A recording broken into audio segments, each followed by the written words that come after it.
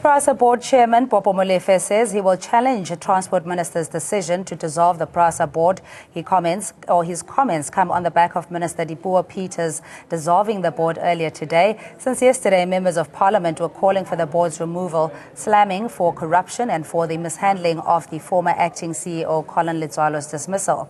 Defiant Prasa acting CEO Collins Letswalo was sacked last month after he allegedly pushed for a 350% salary increase for himself. Well, it is probably an attempt to protect Letswalo, but we are very clear as the board that we would not allow a Saudi incarnate in Prasa. Neither would we allow a minister to abuse executive powers, to deny the board to exercise its fiduciary duties. She chose to proceed in the manner in which she has proceeded.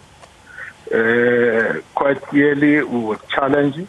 The minister has attempted in the past to tell the board to stop the investigation. We think that this decision also is one way of achieving the end of this investigation. We are one board that was very clear that it will exercise its fiduciary duties and it will confront corruption. I think South Africans want to see seriousness in confronting acts of corruption in this country. Who could be satisfied when you sit as the chairman of the board and you hear in the media that the minister has fired you? I've not received a letter, so I don't know what are the reasons, save that in the news they ascribe the reason to the debate in the portfolio committee. Nobody spoke to me as the chairman of the board to advise me of the intention of the minister to do so. And the fact that the minister asked us to write her a detailed report. We were expecting at least that she would peruse the report and give us a feedback. She would not just take that report and throw it into the archives and take this kind of drastic action without any rational engagement. Various ways that the minister could have handled it. It did come as a surprise. The announcement was made to the committee, which I literally walked out of. So I was surprised that she dissolved the board so quickly. I anticipated that she would have done it, but not so quickly. But in reflection, it makes sense. And I'll tell you why. The last 2 days, yesterday and today, we've been listening to various sides of the argument. As I said earlier, Collins Letswalo, board members and so forth. And the bottom line is we found that both of them have got dirt on their hands, and there are more questions than answers. But what became very apparent very early on yesterday, in fact, is that the root of all the problems is the minister. She, for example, when she arranged the secondment for Letswalo to go through to Prasa, there was no proper memo of understanding. It really seems that there was a relationship breakdown between Mr. Collins Letswalo and the Prasa board. However, many assume that Mr. Letswalo would be fired, but the board would continue. If Mr. Letswalo is wrong, Nandi, or he was lying about the allegations he was having against the board, then why has the minister, or why is the Prasa board dismantled? Why is the board dissolved? I think the board had a problem with Mr. Letswalo because he knew something about the board which would potentially incriminate them. And I do feel that the Minister of Transport, Ms. Dipuo Peters, just felt that it was a dangerous board to continue with. Earlier, the Prasa board briefed the Portfolio Committee on Collins Letswalo's irregular appointment. Let's listen in to some of their comments.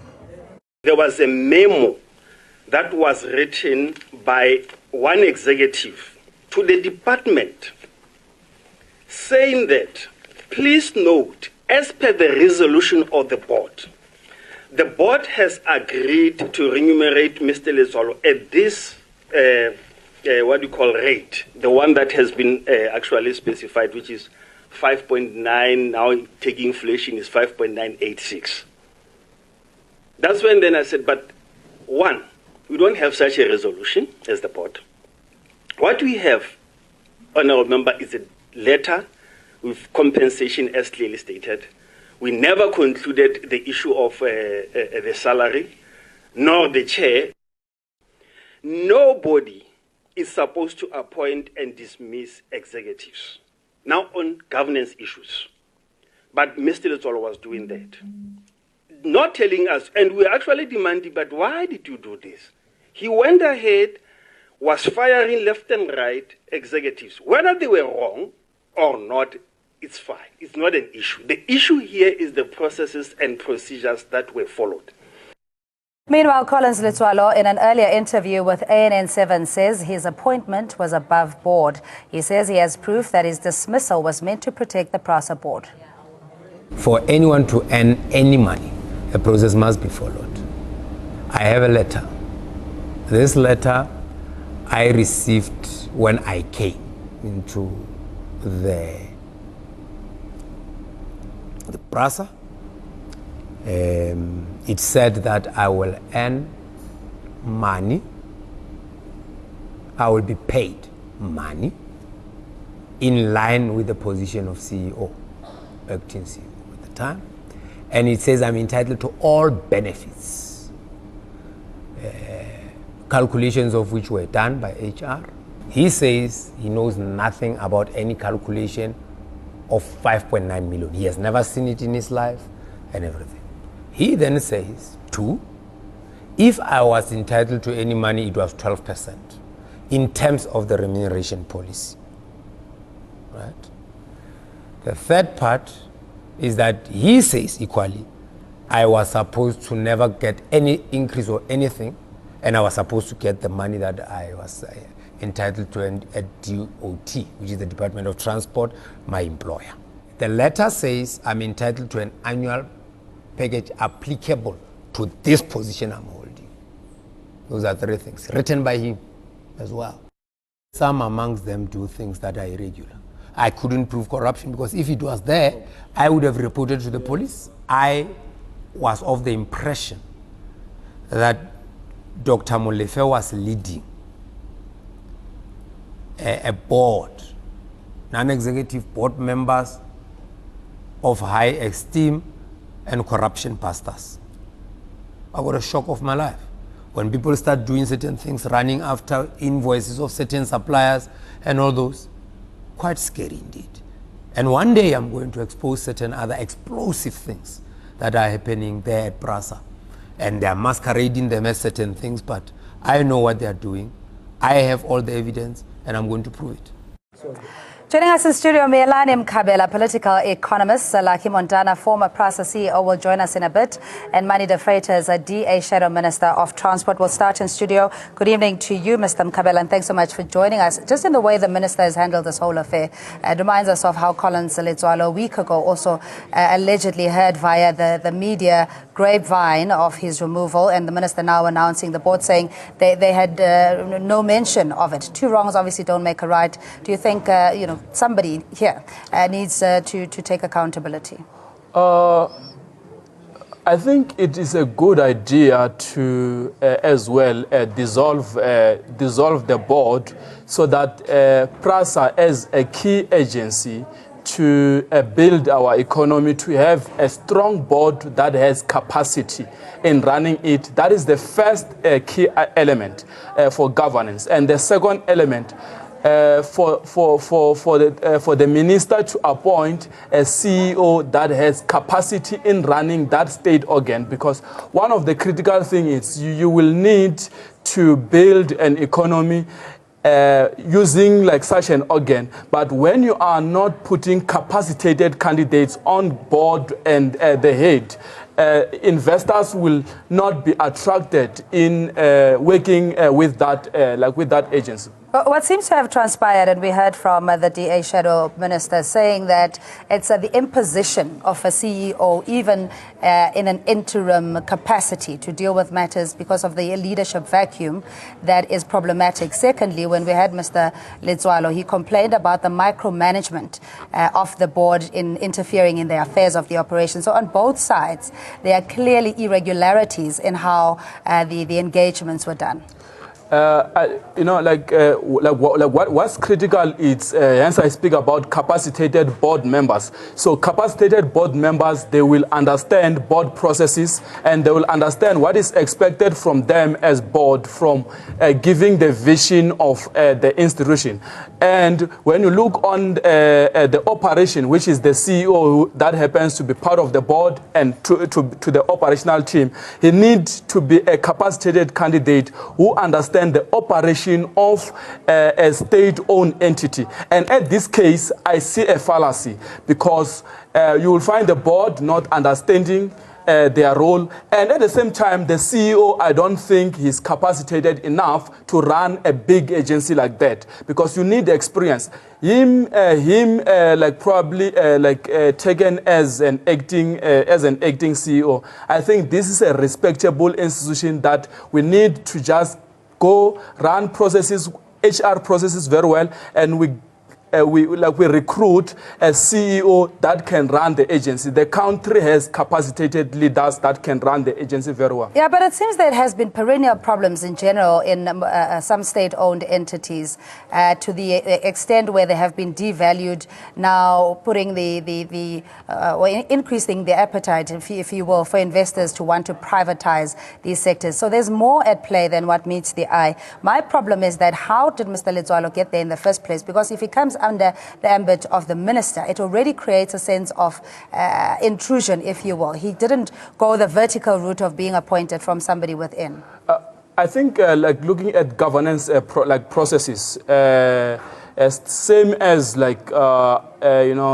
other state owned enterprises, you will expect the appointment of the CEO or the acting CEO coming in as appointed from ministry, but HR processes in terms of capacity of that candidate still needs to be scrutinized so that when they come with executive appointments, but you find that it's not cadre deployment that doesn't have credentials and capacity to run that.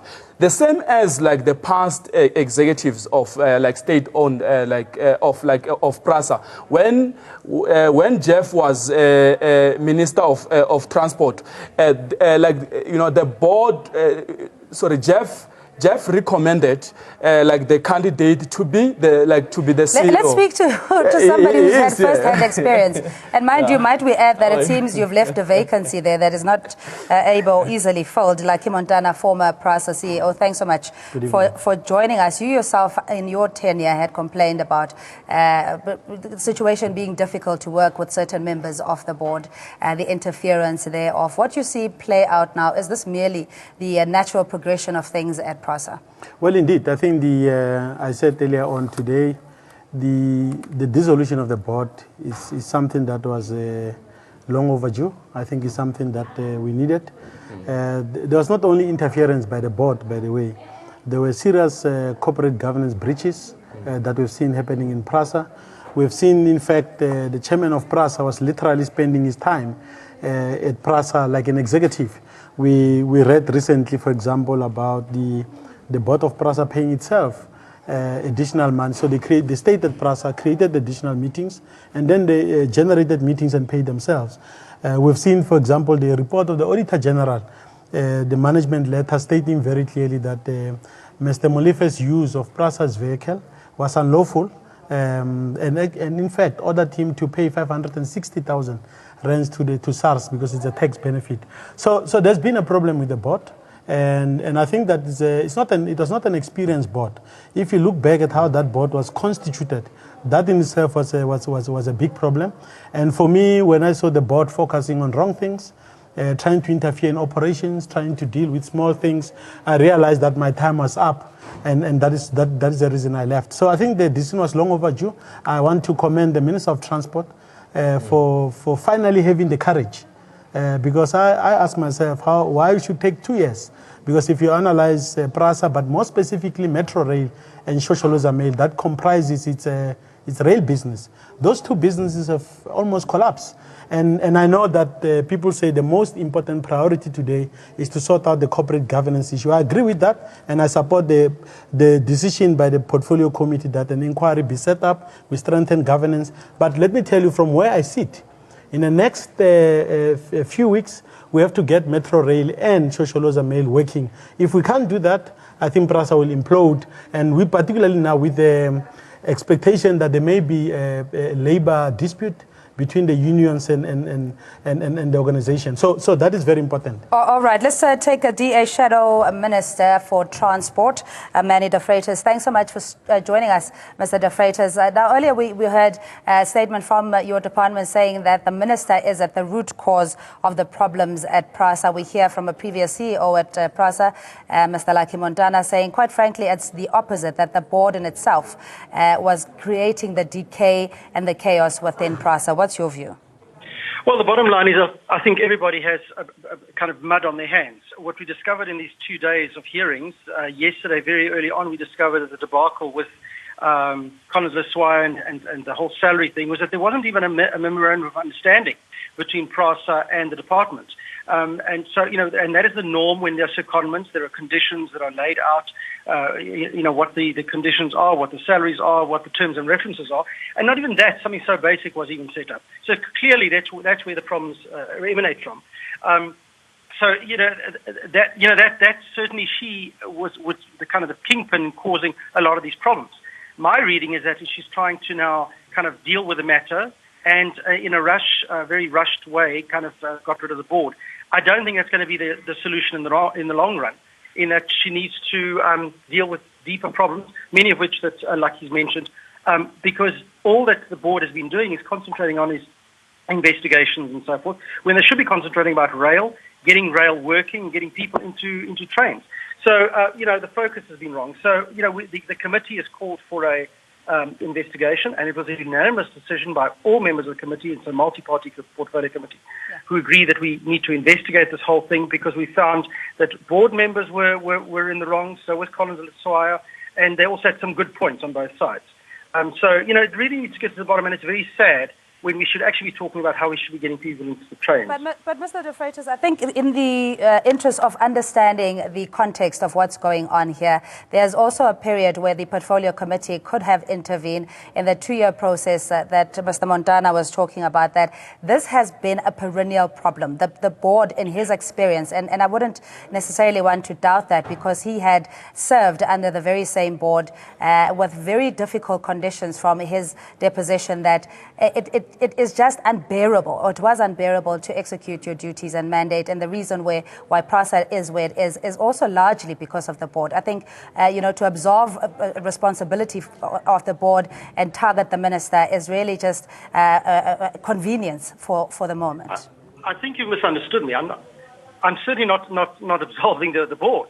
I mean, the board has a very bad part to play in this. And so I'm not at all absolving. I'm saying that we need to look at it, and that's why I said everybody has mud on their hands. Everyone is equally so. And just to answer your question, where you say, the board could have intervened, the bigger part of the portfolio committee could have intervened and so forth. I can tell you that numerous times that the board had come and addressed the portfolio committee, and when we specifically asked for documentation, for information, for in-depth stuff, and we never got it. And that was quite evident. That was discussed quite a lot these last 2 days. The board at the time, today and yesterday, said that they would provide the information. But I can tell you that from a personal side, I've been asking questions using the parliamentary processes. And I can show you, it's on record, it's available, where I've asked questions about the running of Prasa, the appointments of the new group CEO, the money spent on legal fees, all these kind of things, what the board's been doing, all these kind of things. And you'd be amazed at the kind of responses I would get. They're fob-off responses where they basically pushed to the side and haven't been properly answered. And I keep on basically reformulating my questions so I can actually try and get an answer out of the board. So, it's not for a lack of trying, but there's just been kind of a wall of defense where you're trying to obtain information to try and get to the bottom and deal with it, and it's not forthcoming. That's part of the problem. All right. Mr. De Freitas, thanks so much for your time. That's Manny De Freitas, DA Shadow Minister of Transport. We'll just get closing comments. Mr. Montana, does this vindicate you? Because there had been a time where you had pretty much felt singled out. You were thrown under the bus, left to dry, to use all those cliches. But does this vindicate you in a sense? No. Look, I wouldn't want to deal with the issue in this way. I think that we need to look at public interest. I think that, yes, there's Collins Litswalo, there's Popo Molefe, there's a board, there's Lucky Montana. I think those should play themselves out. I know South Africans, we were excited, we are following up. This is, we say, it's trending and all sorts of things. But for me, I'm not looking at the Prasa issue in that way. My interest is on public transport transformation.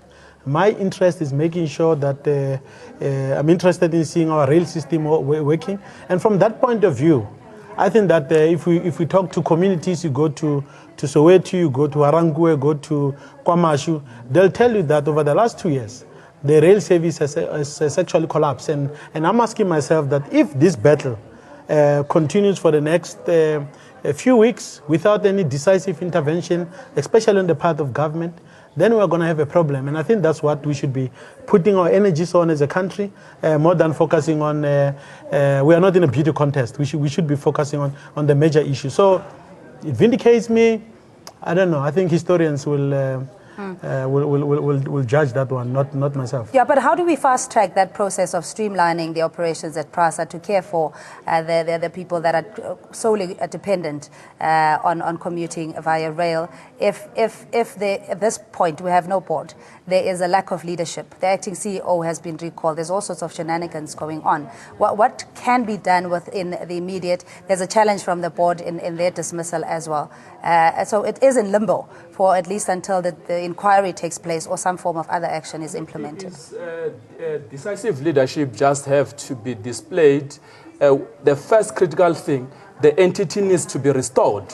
When we restore the entity, we appoint a new board that has capacity. We appoint a CEO that has capacity to run that entity. And later, when the value of the entity is restored, then we can be able to implement the strategies that Prasa is expected to execute in the short and in the long term. But at the same time, we need to introduce core competencies. How do you introduce core competencies if the board does not understand its role and the executive committee or the CEO and operations, they don't understand their role? So it will be a fallacy of strategy that cannot be implemented. So it is a perfect moment for us to restore like Prasa as an entity now. If given the job, would you take it?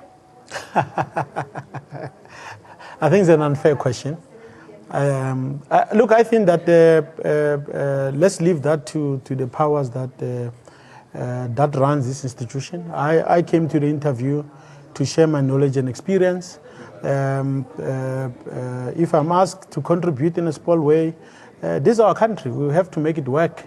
But whether I'll consider being a CEO of Prasa, I wouldn't want to do that, and I wouldn't want to use this interview to position myself. I just want to say, to add to what he said, let's restore the institution. But I want to emphasize that from a rail operations point of view, we've got to ensure that the restoration means a lot of maintenance, restoring the service to levels that will also generate money than meeting the needs. You know, Prasa is facing a big problem. Currently, because of it's running fewer trains, it's not able to generate enough resources to even pay its suppliers on its own employees. And now if its employees or the unions are demanding whether 15 or 20%, and that math has not resolved in the next few weeks, we're going to have a serious implosion. And I think that's what we need to deal with as a matter of urgency. All right.